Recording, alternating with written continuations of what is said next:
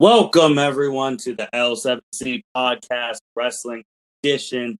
Today, we're going to be talking some good old wrestling with our wrestling expert, Jacob Mason. How you doing today, sir? Oh, I'm fantastic, buddy. How you doing today? Well, thank you. And I'm going to get even better because we're about to talk some wrestling. We're going to be hitting a lot of different topics. We're going to be talking about what's been going on with AEW, because these past couple episodes were focused on the Royal Rumble, and rightfully so. But, you know, the L7C, we cover all types of wrestling. So we're going to cover some AEW. Then we'll get back to what's going on with WWE. Go over Vengeance that just took place and preview a little bit the Elimination Chamber. But let's start with AEW. Let's talk about the Forbidden Door being opened. First off, for the listeners, Jacob, what is the Forbidden Door? The Forbidden Door is cross-promotion, essentially.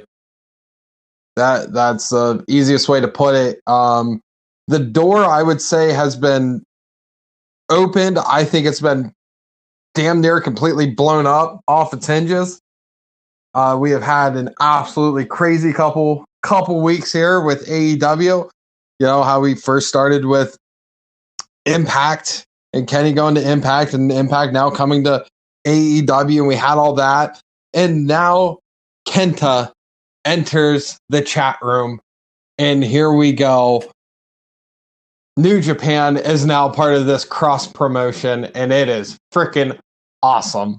And it's only just begun. Yeah, it really has. We got one of the best wrestlers in the past generation.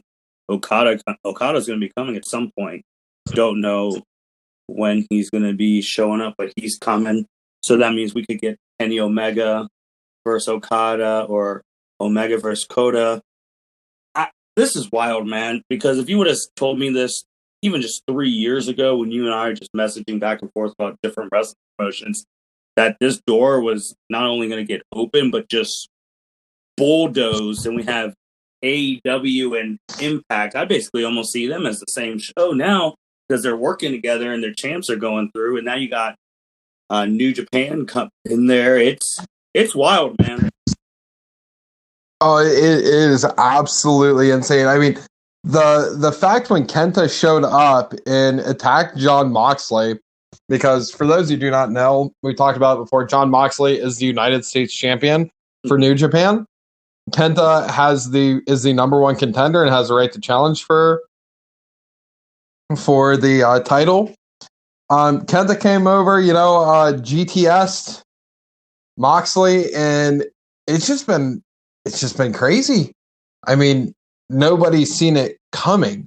Of course, we expected Jon Moxley to be in New Japan because he is the champion, but nobody expected him to come or Kenta to come over to AEW, and not just for 1 week, not just for one show. No, he was there 2 weeks in a row, which is just insane. Now, and this is crazy too. Like you said, he's been here 2 weeks in a row, and this is during COVID era. So can you only imagine, once we finally beat COVID once and for all, what that's going to really look like? That we don't have travel restrictions and all of that? It's going to be absolutely insane. I mean, there's even like low-key just like promotional stuff going on right now. I mean, if you take Tama Tonga, one half of the Guerrillas of Destiny, he's just constantly talking shit, which is one of the reasons I'm a huge fan of him.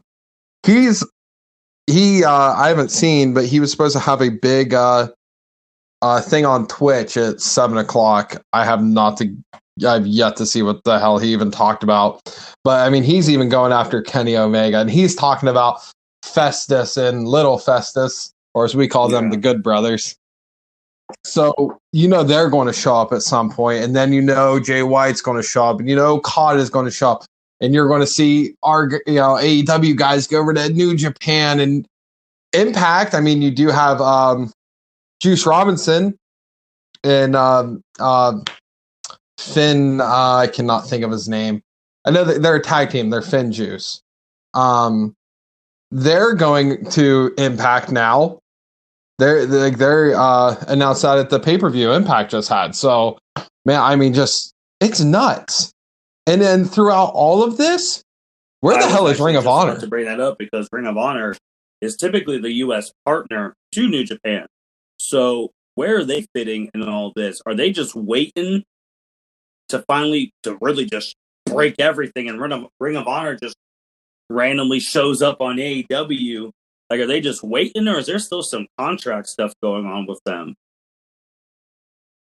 So the only thing I know about Ring of Honor right now and what they're doing is they're treating their promotion right now just like basically like the NHL treated their bubble during the Stanley Cup, where you come in, you get tested, multiple times a day.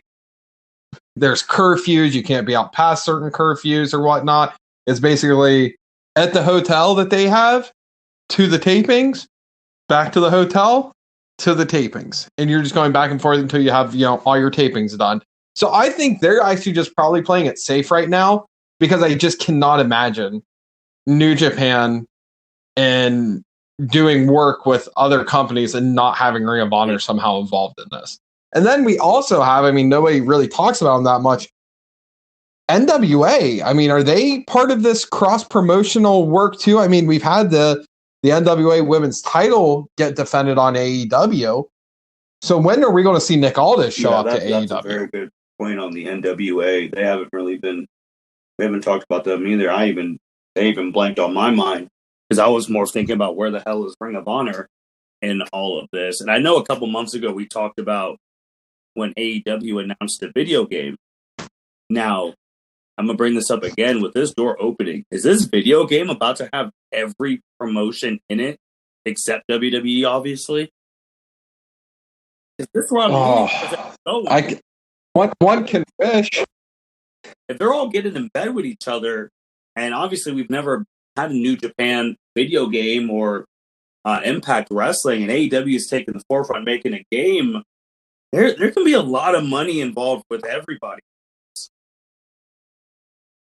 Oh God, yeah. Even if they ended up doing a deal where, hey, the base game is your AEW people, and then you did a New Japan DLC, and you did a Impact DLC, and you did a Ring of Honor DLC and an NWA DLC. There's a ton of money to be making. You're a video game player, you're a wrestling fan. As much as I hate DLC, a lot of times I'm gonna truck some money out that way to play, Kenny Omega and Okada in the same video game. Yeah, that's one where you buy the season pass as soon as you buy the game, just because things will be coming out. I'm even thinking of the possibilities of where the next AEW big pay-per-view down the road, maybe when COVID slows down some more, having that at the Tokyo Dome. Like, I'm really thinking of all these different possibilities. Could you imagine, Cody versus whoever in the Tokyo Dome? And it's going to be wild, man. Yeah, if you remember the G1 Supercard when Ring of Honor in New Japan did the big show at Madison Square Garden, they can just put out another Supercard and just have 4 different promotions. It could rival, if not, it could really put up a challenge for WrestleMania for top show and legitimate top show, because that's not an arena selling show. That's a stadium selling show. In the right time with the right promotion. Involved in wrestling outside of WWE, yes, that could rival WrestleMania, if not surpass. Because even with WWE, I don't want to be mean, but smart wrestling fans know that there are some of the best wrestlers on planet Earth in WWE, like an AJ Styles, things like that. But what WWE tells you, they constantly tell you they have the best wrestlers in the world. They have some. They definitely do not have all. Now, all the other promotions have some of the best wrestlers on the planet. So if you're having dream matches like that at Madison Square Garden, things of that nature, with COVID, especially, I'm just really thinking when COVID is out of the equation, you're going to have so many people from Japan flying in to watch. You're going to have the diehard internet wrestling community going there to watch. It's going to be packed, and it's going to be wild when that time comes. Oh yeah. And then what's also crazy is, I I'll just say I don't think we'll ever see it. But I mean, they're talking about it. You have Tony Khan and Cody Rhodes going out right now saying, hey, the door's open for WWE if they want to do business. Like, they're saying, let's do it. They don't care. Could we see that one day, you think? It's crazy because a couple months ago, I would think this would never be possible, what we're talking about, but here we are. And shoot, a couple months ago, I would think Lana being on a winning streak would be impossible, but here we are again. I just think that, always got to throw in the Lana plug. It's either going to probably be more later, but I just think that Cody, especially Cody, and then they get it. It's about making money for all the wrestlers. Vince is about making money for him and sure his wrestlers, but it has to be on his terms. We talked about this, I think, a couple podcasts ago when we were making dream matches. If everyone was in bed together doing this, the problem is, especially if you throw in a personality like Vince, no matter how crazy and loony he is, he's still revered in the wrestling world. Who gets to say in the final book? Like that, those are the type of things that I think would really stop them from working together. Because Vince is always going to want his guys to go over because he has the biggest promotion, but that's not good for the Carter business. You just got to learn to play fair, I guess. I mean, that's like, hey, you know what? Of course, Vince is going to be like Roman Reigns. Whoever he's going to face has to go over. Those two, definitely. Yeah. I mean, you're going to see your mid-carders yell, hey, you can beat my United States champion. You can beat my Intercontinental champion. You can beat one of my tag champions, but, you're not beating the big dog and the queen. And that's just not happening. Have to lose to make it feel Omega legit. That's the problem. I don't see him letting either of them lose too. And that's also something where, God forbid, Vince would try and bring in some legends to work because it's huge and try and do some prop things. And AEW and everyone else, well, now we just want to do some wrestling. And then the people who left WWE for AEW and the other things, they're like, oh, we got to work with Vince again. So I don't think it's going to happen with WWE. I could see it, though, if Vince really let Triple H do whatever he wanted. I could see NXT doing it. I could see NXT being the test pilot for it. And then if NXT does really, like, if it goes big, then Vince, maybe I should do the Raw and SmackDown. But I could see NXT doing it. There'd be the closest doing it. Yeah. I can see that. Also, I can see that. Triple H. I mean, we all say it, man. This dude, from his wrestling and changing when he's becoming an executive, he always finds a way to sign top-notch people.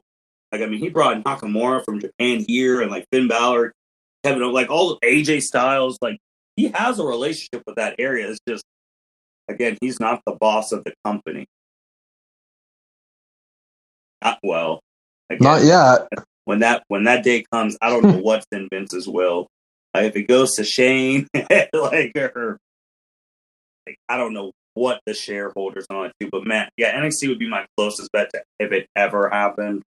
But WWE, no. Even though there's so much money on the table, you want to talk about making WrestleMania even super big? If you have other promotions at WrestleMania, woo! Those network subscriptions, well, I guess by then, those Peacock subscriptions would skyrocket. Right. And, something else, that to explain just how big the Forbidden Door being, blown up, opened, whatever else. Shaq was on AEW, and that was a minor note of whatever. Nobody gives a shit. Did you see Bullet Club is now on AEW? Like, nobody cared about the Shaq thing. Nobody cared about Cody versus Shaq. That's whatever. People are like, oh my God, cross promotion. Let's go. It's crazy. I mean, this is the wildest time to be a wrestling fan right now. And just talking about those two, hands down. We were remiss to say that we need to sound like the L7C called it. We were right. We were right about Peacock. We said Thursdays as soon as they announced they were coming to the U.S. What day are they going to be on? Thursdays, 5 o'clock. New Japan. I'm You sorry. mean New Japan? We called it once again. Yeah. So they're going to be on Roku television, which is cool by me because I got a bunch of Rokus in the house, so that's cool. 5 o'clock. That's a weird time slot. That's not a prime spot. I mean, you figure most people are just getting off work at 5, or a lot of people.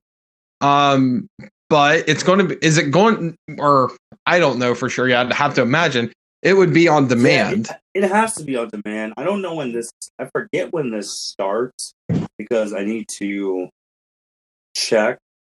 But I feel like it has to be on demand because right at 5 o'clock is literally when people are clocking out and driving home, or at this time you're logging off your computer and going to TV, however your situation is with COVID in the world. But it has to be on demand too. And if it's on demand where you could just chill in on a Saturday at like 2 o'clock, like, oh, I didn't watch this week of New Japan. Let me just turn that on real quick and catch up. That would be perfect. I only think they're doing an hour. Yeah. It's just going to be for an hour. And I think this is kind of like the whole, yes. Roku's huge in Asia.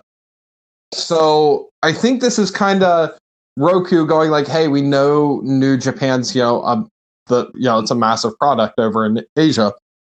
And them going, well, let's test the waters in America. Let's throw them on this 5 o'clock spot and see how many people are tuning into this. And depending on that, how that goes, I imagine that can get bumped up, just like everything else. Like, hey, this is going really well, let's move you to a primetime spot the perfect and whatnot. Day, we talked about, we're like, Thursday is literally the only option. If they tried anything else, I'm like, but Thursday was the best option for them. So, hopefully I need to catch them when they finally get on. I have a Roku TV, so I'm happy about that. They'll be able to watch that. And who doesn't want to be able to watch more New Japan Pro Wrestling at their own time instead of having to wake up super early or stay up super late to catch their stuff, depending on where you're at in the world compared to Japan. So that's really good, man. But we will switch it back to some WWE because this past Valentine's Day, NXT Vengeance Day, it happened. There were 5 matches. The Dusty Road Classic, championships for the men and women. All the titles were on the line. And we're just going to talk about the major stuff. Hey, Jacob, did you like this card? Did you like the pay-per-view? How'd you feel about it? The card, the build-up, I just thought was like, it's okay. Like, I didn't feel like it was a huge build-up. I felt like this was even a pay-per-view you didn't even have to completely watch. Because to me, I think it's just like, it is what it is type deal. It didn't have me fully intrigued, but it was a good card. It was solid. Like, I'm not complaining about the wrestling. It's NXT. It's always good wrestling for the most part. But your thoughts, for the build-up and all that. It was okay. It wasn't like super big build-up. I was just excited that it was a takeover. I was like, when I shared with you, I was like, looks like we're having takeover on Valentine's Day and they're calling it Vengeance. I was like, all right.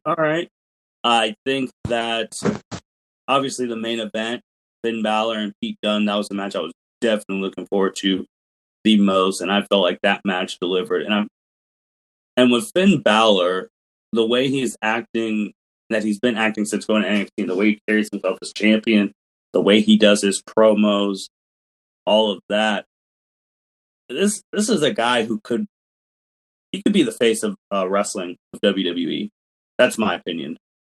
Like, the way he's acting now and his promos, like, this is the Finn where they strapped the rocket onto him and he won the first Universal title, but unfortunately he got hurt. He never recovered from that. And now in NXT, reinventing himself, he's on fire, man, and he's one of the best wrestlers on the planet.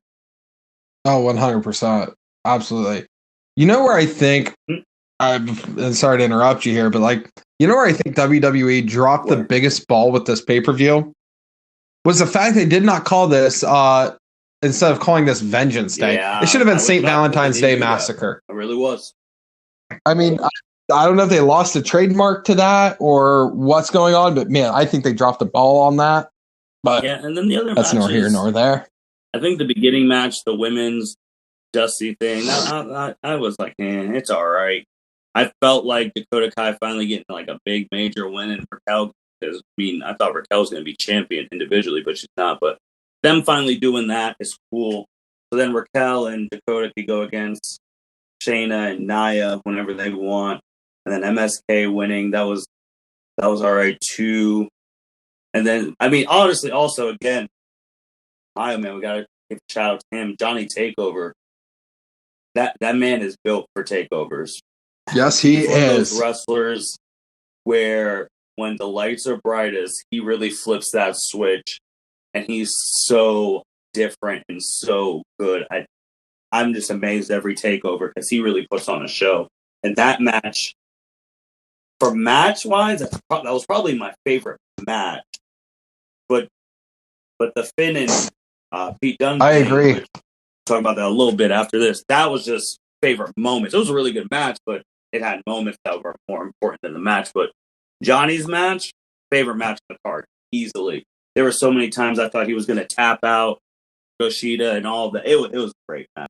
Yeah, hands down. I mean, what do you think of like the Io Shirai title match? Well, for me with triple threats, if I already eliminate one person, I don't think they're ever going to win. That hurts me. Like I knew Toni Storm was not going to win this match. Just something in my heart told me Toni ain't losing. So Toni is losing. So she's out. So like, why didn't we just make this a one-on-one between those two?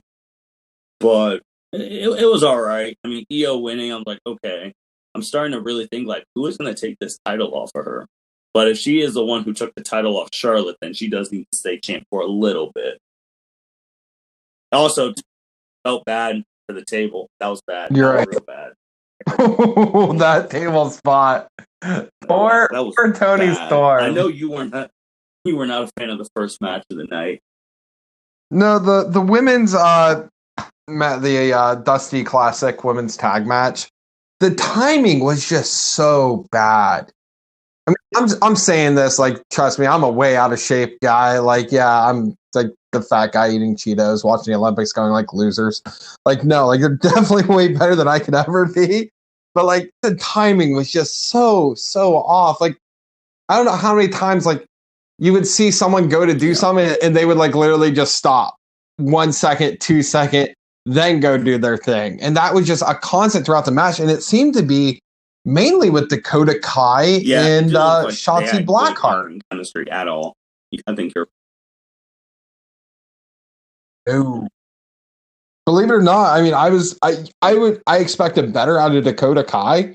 Of course, Ember Moon, she's Ember Moon. I had really no complaints about her, or none that I can remember. And Raquel, I thought she did all right. Nothing, her choke slam that she does is freaking great. I'll give her that. But that whole match, I was like, this is off. Oh, that's off. And there's just one too many times. I'm like, if you're winning the Dusty Classic, which I think is a huge thing, I like the way they normally have that build up. That's always something special.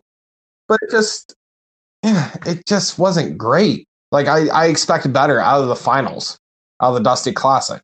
Because if you think back to all the finals for all the men's stuff, and they're always a barn burner. And Gonzalez were the first women to win the women's Dusty Cup because it was the first year and that it was made. And I was happy that they won. Me, honestly, I thought since it was going to be the first one, they were going to go get one of like the legendary women from NXT past to come win it just because it was the first one. But I was glad it was the current roster who got it on the silver lining. And we're still trying to figure out what MSK stands for. The winners of the men, they just bursted on the scenes, won, and we'll see how far they go. They'll get rocket strapped. If you come in and basically win the Dusty, they're going to get rocket strapped about that. To the top. Another L7C called it right, more specifically Jacob Mason. This man has been saying for months the breakup was coming. The breakup happened. after Finn Balor beat Dunne and he got attacked and Undisputed Era came out, Kyle O'Reilly was talking to Finn saying, "You're a great champion, this, picked him up." I thought the sign was about to show end of the pay-per-view, then super kick to Finn Balor by Adam Cole, and then to Kyle O'Reilly. He walks off. And I forgot, what was the other Undisputed Era member? Was Roderick Strong just standing there going, what the hell just happened? Jacob, I'm going to give you your flowers and let you go. You have been calling this for months, so go ahead, man. Yeah, so turns out I was right. Damn it, it's about time. You know, I got to say they did swerve my ass. I didn't see it happening that night. I would have never guessed that. I think they kind of missed the mark with the whole. I mean, Kyle O'Reilly and Finn Balor had 2 title matches, if I remember correctly. I think they should have done it during one of those where Adam came out and just screwed him. But I mean, I mean, hell, even this, like, this is something small that me and my wife noticed watching the match. When they all came out there, it's like, oh, they all got like new Undisputed Era merch. I'm like, oh, that's cool. So why would they get new merch and then like just attempt to like kick out the second biggest person in Undisputed Era? And I'm just like, oh shit. Like, okay, well, this is happening. Like, it was, I love it. I mean, there's no one else for Undisputed Era to face but Undisputed Era. I agree, man. And like you said, you've been calling for it, and they really swerved everyone because no one expected it to happen that night. And it happened, and it happened this Sunday. Now you're just thinking about Wednesday. Like, someone's got to answer for this. Because is it Adam saying he wants that belt back, or he's sick and tired of Kyle playing frenemy with Finn and becoming best buds, or jealousy? Like, this is wild stuff. And Adam going back to being healer than your guy, Pat, who was just like, trying to tell you guys, man. Pat called it. Pat said he was a scumbag from the get-go. Oh, Adam Cole is an old scumbag. So, I mean, I was happy to see Pat still talking shit, even when he's not on the product anymore for I have no idea what reason. But God, I love it. And for those who do not know, like, just get ready for what very well could be some of the absolute best matches in NXT history. Because Kyle O'Reilly and Adam Cole can just beat the shit out of each other. If you haven't looked them up before, I mean, look up Kyle O'Reilly, Adam Cole, and Ring of Honor. They just beat the hell out of each other, and they're phenomenal matches. So put them on a big main stage on NXT. Yep, you're going to see they're going to be match of the night whenever they face off. Crazy matches, and you still obviously have Finn, who you've also said to book that him and not Dexter. I'm sorry, I have to think about Dexter Lumis because he abducted Austin Theory, which was actually cool because he did it with the swiftness. But of Karrion Kross going at it, him and Finn at WrestleMania, and when I was talking about Finn and blowing about him about how this is the Finn, if he was in WWE, he'd be the champion right now. I think we can definitively say that Finn Balor is the greatest NXT superstar of all time. I think there was a lot of back and forth in my brain, like when I was comparing like people's first runs. I'm sorry for the people who have seen current Sami Zayn, but Sami Zayn was literally like their John Cena, and like he was on top of the world. And I was thinking of him, obviously heel Kevin Owens, who prize fighter version Kevin Owens. Obviously, Asuka. Like, there's been some great NXT people, Samoa Nakamura, but after this second run, I think it's a closed case. Finn Balor is the greatest NXT superstar of all time. Until some of them other people come back and prove me wrong, I think it's not even up for debate anymore. Yeah, if you're going to put a Mount Rushmore and you're going to put like singles men, singles women, tag team, you have to put Finn Balor in that singles men category. He's a first ballot for NXT greatness, hands down. I gotta say, this coming Wednesday, I am so excited for NXT just because there's a lot of things that are going to be happening like very, very quickly, and it's all going to be impactful because, like you said, someone's got to answer for this. So, we're going to have Kyle O'Reilly and Adam Cole. They're going to be talking smack to each other. Something else that's very important. I want to see what the hell Roderick Strong has to say, because you have to give him a mic at some point, because I imagine he's probably like, I was just standing there and things just happened. Or because he's got to now officially make his stand. Who does he fall with? Does he fall with Adam Cole? Does he fall with Adam just because they Kyle O'Reilly? Tag matches out of that before you have a big one-on-one blow up, and it's weird too because this is middle of February. Mm-hmm. WrestleMania's coming up in April, so it's like, is Adam and Kyle, is there going to be a takeover in March or something so they can have a one-on-one match, or are they going to hold that till like that WrestleMania weekend? Which, remember that weekend this year, WrestleMania is 2 parts. It's Saturday, Sunday. So. It's parts, and they have not announced if there's going to be an NXT pay-per-view or not. Because right now the big rumor is the NXT title going to get defended at Mania, which brings me to another part of this Wednesday. Karrion Kross is facing what's his name? The leader of Legado del Fantasma. What's his name, Martin? My dude, Drake Maverick, if I'm thinking who I'm thinking about. Oh, what the hell is his name? Wasn't it Escobar something? Okay. So they're having a match. And side note, for those who also do not know, look up their match that they had in AAA down in Mexico. They can beat the shit out of each other and have a great match. So that match is going to happen. I got to imagine Karrion Kross is going to go over because, let's face it, we now have to build up the NXT Championship match. Who's going to face Finn at Mania or the NXT Mania pay-per-view, whatever they're doing? I've said this in the past, and I'll stick to my guns. Karrion Kross is going to face Balor at Mania. I think that's my take. Cool to finally see the NXT title defended at WrestleMania. Especially, I mean, we said this last year. If you're really going to make this an official third brand, you got to have them on these big cards if they're not having their own takeovers. So I think it'll happen. I honestly do think if that happens too, I think Karrion will win. Just if prediction right there, just Finn will do the job. Yep. Now, if we're talking WrestleMania and Demon Finn comes in, then we're going to talk a different story. But yeah, that vengeance made me super excited for NXT tomorrow.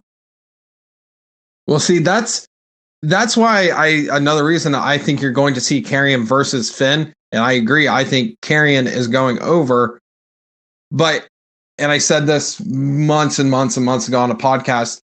I initially wanted to see Karrion and Finn face it like this pay-per-view that just happened, and have Karrion go over and then have Finn come out and be like, "Oh, you beat me, but you didn't beat the Demon," and oh god, the internet will explode.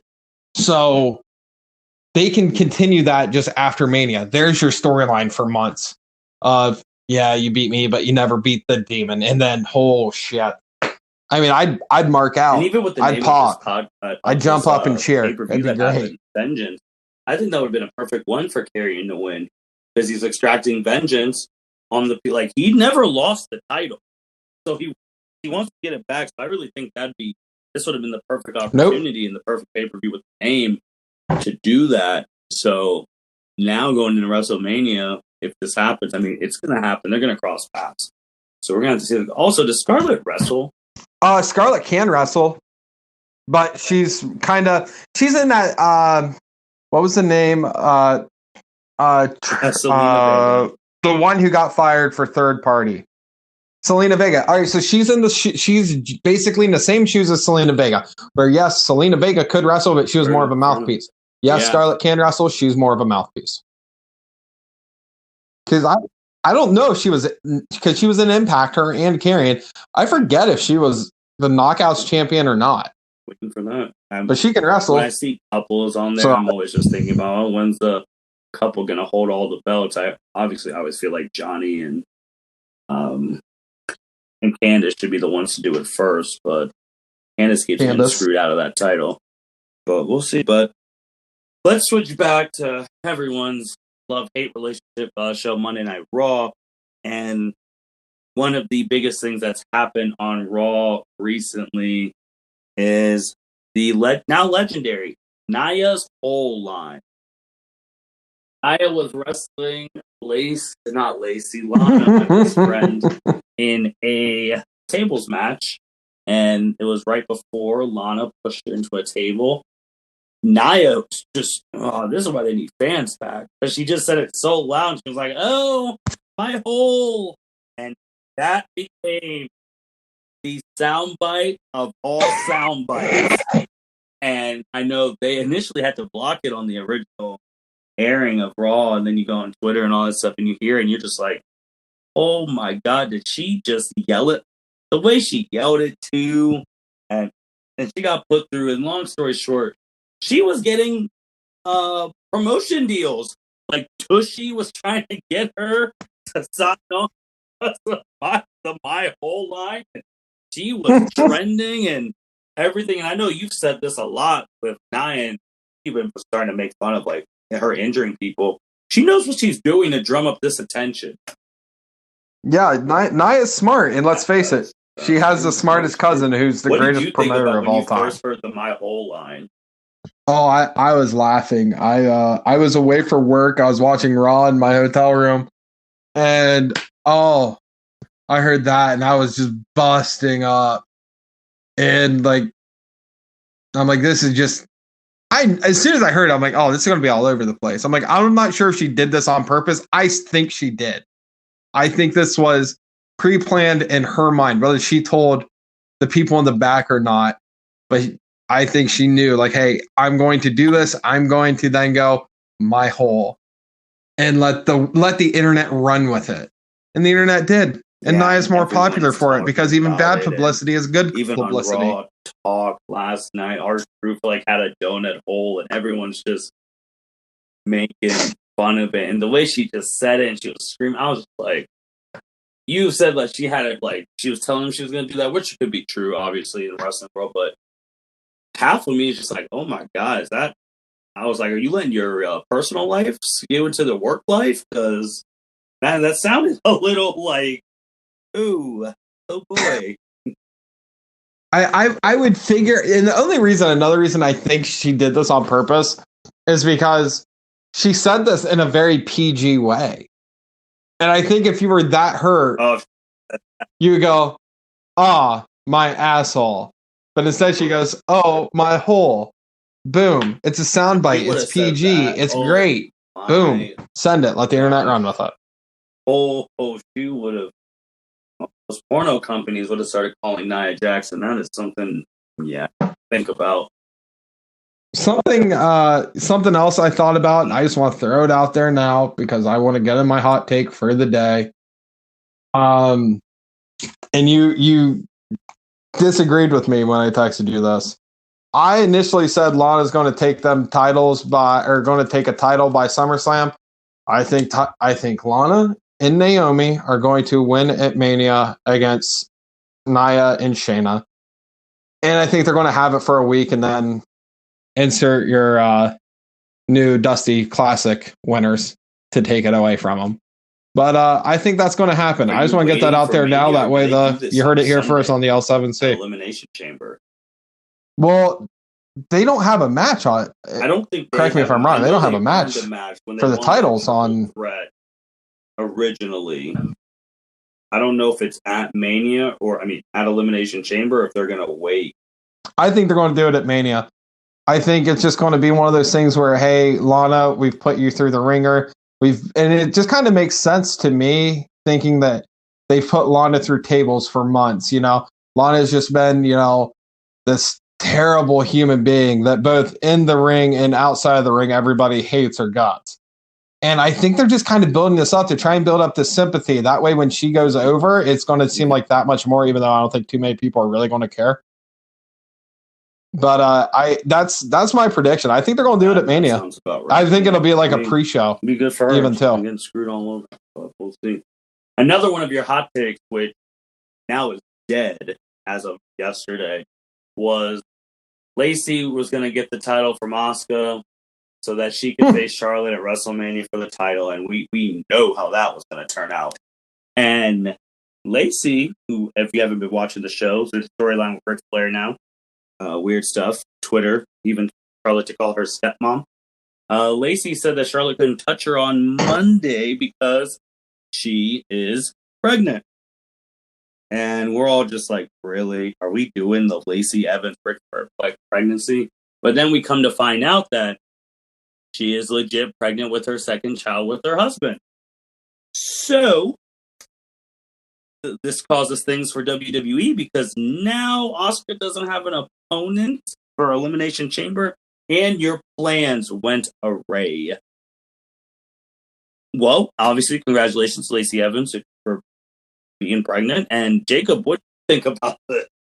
All right, yeah. So my initial hot take, which I think was just a text between me and Neil, was my thought was Lacey is going to beat Asuka in a very shittily way with interference from Ric Flair. Gets the title. Boom. Charlotte now officially has her opponent at WrestleMania because Charlotte has to have her opponent at WrestleMania. When this happened, a couple things, went through my mind of, well, there goes my hot take, like you said. And I think Lacey, no. I can't imagine this was probably on purpose, considering she was being shown all the time on weekly television. So I can't imagine. I mean, eventually, they're going to figure out a way that this is either going to be one of these things where they're going to do like a really stupid cover up and end the storyline very quickly, or they're just going to end the storyline and be like, hey, this never happened, guys, type deal. And Lacey's going to go, end up, have her kid and all that, and that'll be great. But I can't imagine WWE is happy with her, and I don't think we're ever going to see a Lacey Evans push. Ric Flair thing, they're going to continue this. I don't know how, because now there's no physical thing that Charlotte can do to Lacey because she is pregnant, but they're going to still try and troll her and all of that. And I wanted to bring up this other point that, like you said, you don't know if it was planned or whatnot, but this isn't the first time this has happened just in the past year and a half. Becky Lynch was the hottest person in wrestling, and she got pregnant right in the middle of her hot streak. I don't know if was it Jim Cornette who said it? Like, how dumb do you have to be to get pregnant during your push and everyone back? And Jim, yeah, he's nice. Jim Cornette said watching his videos when he tears people to shreds because it's funny, but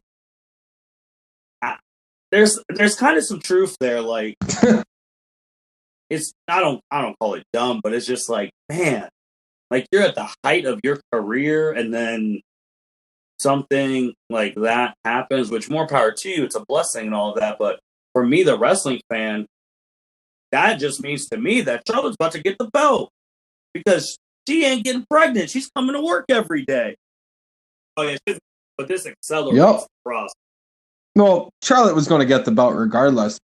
I still think Charlotte's going to take the belt at Mania. Watch, she'll take it from Asuka again because Asuka can't lose that title to anyone else but Charlotte.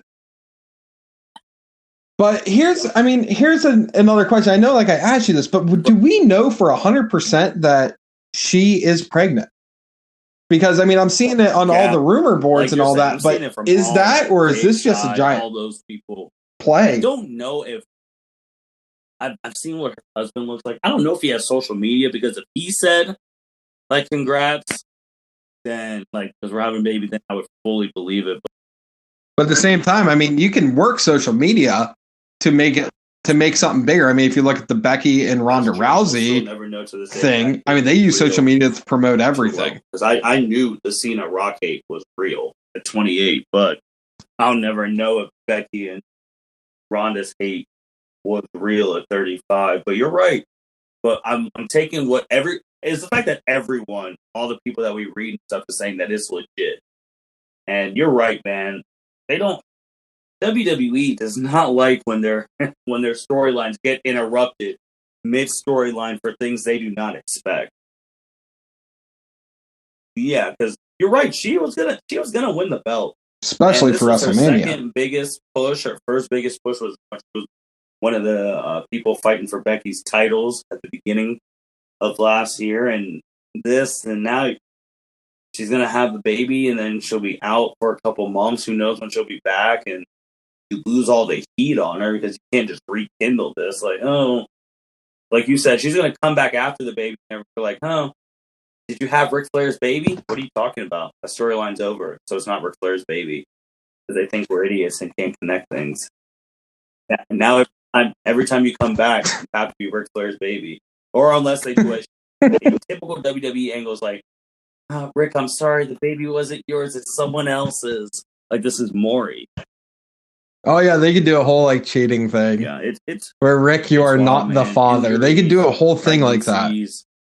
People getting caught by TMZ, and those things ruin WWE storylines. I don't know, but on the hindsight, I mean, congratulations to Lacey Evans. If this is real, if it's a shoot, everyone's telling that it is for the potential birth of your second child. And for some reason, if it's not real, congratulations, because you played everybody really well. Part of her and trying to be a good guy for 2 seconds against Sasha and Bayley, and I was like, yeah, Lacey cannot play a good guy at all. But more onto Raw. Royal Rumble, Bad Bunny. I think you were actually one of the people in that meme where you're like, who the hell is this guy? And he performed that Royal Rumble, and his song is called Booker T, which just shows to show how wrestling can really hit anyone in pop culture. Like, out of all the people who I like Booker T a lot, you made a song called Booker T. Like, not John Cena, not The Rock, Booker T. So that was cool. And he's been there, and he's been with Damian Priest, and the meme that I shared with Jacob is like this guy at the computer saying, who the hell is Bad Bunny? And then minutes later, WWE merch is exploding because people are buying Bad Bunny stuff, which, Jacob, to me, I don't know if that's more Bad Bunny's fans or WWE really needs to, we talk about this a lot, they need to build some more stars. They can't let them come in and outsell them like 3-1. It's wild.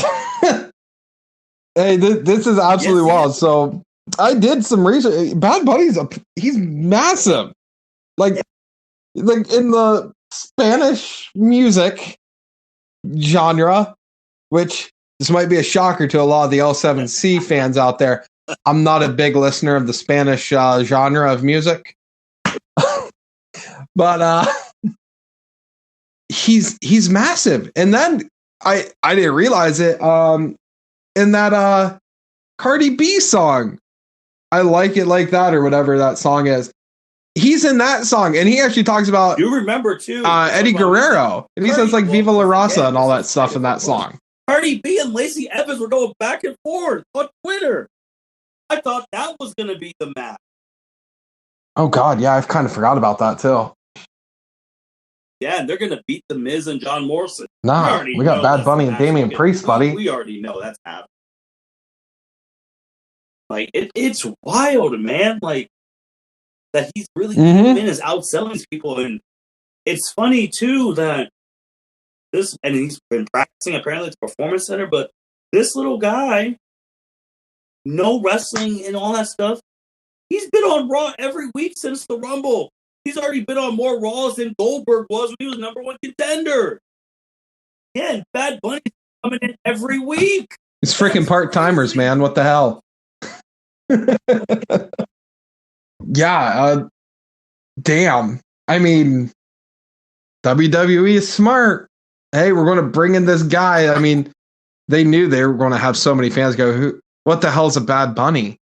But then you're going to have such a massive group of, fans, from all around the world go, holy shit, Bad Bunny just, jumped off the top rope. Of course they caught him because you have to catch people who jump off the top rope onto the ground or whatnot. You have to do that. But, I mean, it is gonna damn. Really I mean, they're smart. They got so many more eyes on your product now. Yeah, with that title, I'm actually a fan of Celebrities having for a little bit because he's also going to Saturday Night Live. And if he has that title, if he's walking around Saturday Night Live with that title, that's exposure. shoot, you can have R-Truth come to Saturday Night Live and pin him. That's going to get eyeballs. Yeah, and we haven't had a champion, have this mainstream appeal and taken the title to red carpets and whatnot since The Rock, like you said a few podcasts ago. Is have that much respect for the business and what that freaking belt means. It just brings eyeballs. Also with eyeballs too, I don't know if she took the belt, but Sasha Banks was like one of the top, the ceremony MC, whatever, for Daytona 500 this past weekend. Yeah, I mean, she's one of the best in the world, and that's on Fox. So Fox is like, I didn't even know Sasha that. Banks are going there. So yep, and her boss tracksuit. But yeah, man, Bad Bunny. It's funny because now I'm not gonna watch Saturday Night Live, but I'm gonna be scrolling on social media, seeing if he has the title, seeing if something happens. Because if something does happen, all of our wrestling sites are gonna explode. Oh, it'll be all over social media. Whatever it will be, it'll be all over YouTube. Yeah, I mean, this is exactly what WWE is going to promote it. Everything's you're going to see everything. Stuff, take it to the red carpet everywhere, promote it, and then do the job when it's time. But also, besides Saturday Night Live, Elimination Chamber snuck up on us. It's this Sunday, and I don't want to go really in deep with it. They're having the 2 chamber matches. You see the difference between Drew and Roman. Drew actually has to defend his title in the chamber. Roman, on the SmackDown side, gets to defend his title against the winner from their chamber match. So their winner is going to be battered up, bruised, and Drew's going to be fighting for his life in that chamber. I don't see any title changes happening between those two. I think those two are going into Mania as the champs. What do you? Yes. I agree. They're not losing it. Yeah, not a chance. I think the person who has the biggest chance of losing it is Bobby Lashley losing his American title, and that's if they actually end up defending. If they end up having a United States title match on this pay-per-view, because they didn't on the last one. I think it's time. I think Edge is spearing his opponent, whoever he's picking. I think it's time. Well, you think? Do you really think Walter's going to be at the Elimination Chamber? Showed up to NXT UK. That would have been wild. But I think he's spearing one of them. Unless I don't see him obviously challenging Finn, but because that would be the greatest thing on earth if they made the NXT title the main event of WrestleMania. I'd cry. No. But that ain't happening. So he's spearing Roman or Drew. And then whoever he doesn't spear, we're going to have to really sit down and brainstorm who's going to be that person's number one contender. Roman versus... He's spearing Roman. It doesn't stand a chance. And it's going to be Roman versus Edge. So the fairy tale's going to end like that? That's rough. Yeah, I know. But it's Roman. It's... Well, I mean, if you think about it, it's going to be...